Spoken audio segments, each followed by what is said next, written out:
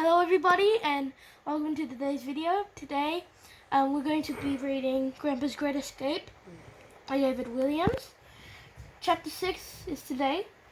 But before we start the video, you should like and subscribe right now and ring the bell to get notified on every video we take. We post new videos every day, so we'd appreciate it if you turn on the bell. Alright, let's get started.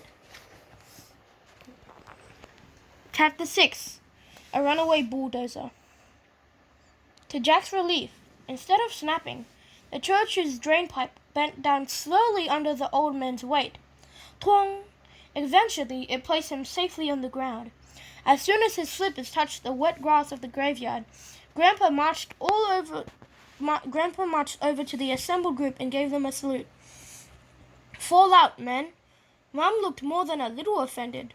"Wing Commander," said the boy, "please let me escort you to your car. We'll drive you back to your quarters shortly." "Jolly good show, old boy," replied Grandpa. Jack took him by the arm and led him to the family's rusty old car. As he opened the door, the handle came clean off. He put his grandfather safely in the back seat and closed the door once more so the old man could get warm on this chilly winter night. As he ran back across the graveyard, Jack heard Reverend Hogg saying to his parents, "That man isn't all there. He needs to be locked up." "He is fine, thank you very much," said Jack, jumping in on the conversation. The Vicar looked down at the boy and smiled, baring his teeth like a shark before it takes a bite. Jack watched as a thought seemed to cross the man's mind. Suddenly, the Vicar's tone of voice completely changed. "Mr. and Mrs. he began now, sounding kind and caring. "Bunting," replied Mum and Dad at the same time. "Mr. and Mrs. Bunting, in my many years as vicar, I have brought a great deal of comfort to the old folk of this parish, and I would love to help your elderly relative." "Oh, would you?" said Mum, immediately charmed by the slippery fish. "Yes, Mrs. Bunting. In fact, I know an absolutely smashing place he could have sent to. It recently opened after the previous old folk was accidentally demolished by a runaway bulldozer." Out of the corner of his eye, Jack caught the gravedigger smirking at this. The boy couldn't put his finger on it exactly, but he felt like something was very wrong here. "Yes, we read about that in the local paper," replied Dad. "A runaway bulldozer? Who would have thought it?" "The good Lord moves in mysterious ways," replied Reverend Hogg. "You know what, Mr. Vicar?" continued Mom. "I have been saying it to these two until I've gone blue in the face. And you at the cheese counter agrees." "So you work at the cheese counter?" inquired Reverend Hogg. "I thought I could smell Stilton."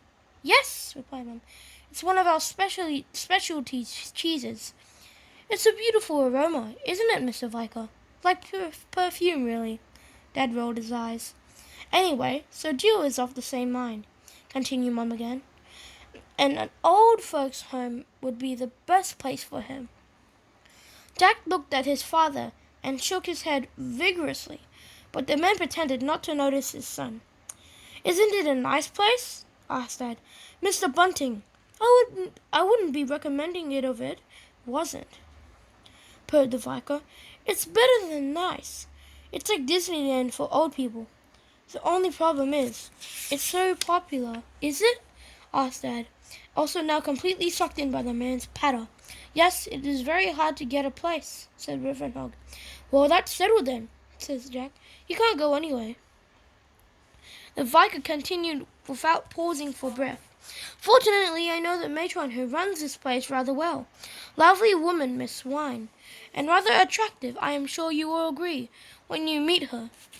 If you wanted, I could ask her dear old grandpa to jump the queue." "That's very kind of you, Mr. Vicar," said Mum. "What's this place called?" asked Dad. "Twilight Towers," replied Reverend Hogg. "It's not far from here, just on the edge of the moors. I could call Miss Swine now and ask one of my boys here to run him up there tonight, if you like." The Vicar indicated his burly gang of gravediggers. "That would save us the bother," agreed Mum. "No," protested Jack. Dad tried to steer the family towards the ground, Well, thank you so much, Vika. We'll have a think about it. No, we won't, protested Jack. My grandpa's never going into a home. Never! With that, Dad started ushering his wife and son towards the car where Grandpa had been waiting patiently. But as Jack was trailing behind, and just out of the earshot of his parents, the Vicar turned to him and hissed, "We'll see about that, young man." Chapter 7, Disneyland for All People. Alright, that's the end of the video today. If you like this video, make sure you click the like button and subscribe. And also, if you, we post new videos every day, so after you click the subscribe button, please click the bell, ring it.